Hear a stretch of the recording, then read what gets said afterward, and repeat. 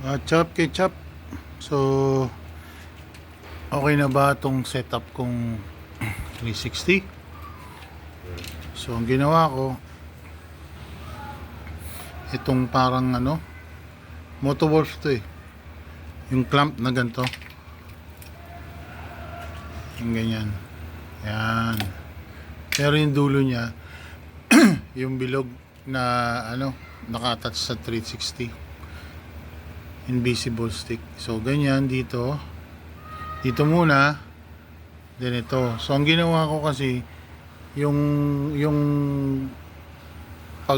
placement is nandito para pag bumaba, naglalak na siya rito. Kasi pagka ito nakaganon, may tendency pang maluwag pag gano'n. So, ito nakalak tong pag gano'n.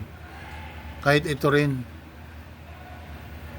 nakalak na siyang gano'n, hindi na siya bababang gano'n kasi tumutukod na doon. So, kaya ganito yung paglagay ko. So, ayan yung dito. And then, stick. So, pagdating sa stick, meron akong yung tali, yung secure na pang tali, yung nabibili sa Shopee lang. Yan, ganyan. So, dito ko nilagay dito, sa tornilyo doon. So, ang ginawa ko, hindi naka-loose. Siniptay ko siya ng yung sakto lang yung para wala rin siyang tension na bumaba, umaalalay dito. So, and then meron akong crab clamp yung tinatawag. So, dito ko naman kinabit sa pakan. Pag ganyan, pakapit naman dito sa stick. Kinapitan ko rin dito nilagyan ko rin ito para mahigpit lang. Wala lang, basta mahigpit lang kasi nakahigpit naman actually dito pero nilagyan ko lang ng ganito. So ganyan. Tapos siniptay ko rin to para hindi umaalog to dito. So ito na ngayon. So tibay siya. Walang uga.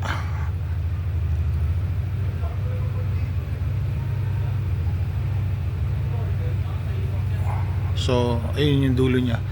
Sa dulo lang talaga pag mahaba, pero ito secure na secure. Alright, sana may matutunan kayo at pwede nyo rin kopyahin. Yan. So ganyan lang mga lodi. Crab clamp tawag dyan sa Shopee, meron yan.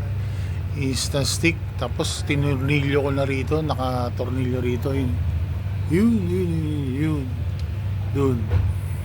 Tapos hinata ko lang yung sakto rito para dagdag stability dito. Hindi siya papalo din pag ganun. Kung meron man. Actually kahit wala, pero mas maganda meron. And rin to, kung sakaling bumigay dito, nakakapit pa rin dito.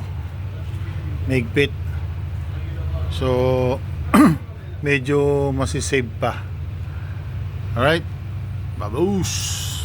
Follow for more.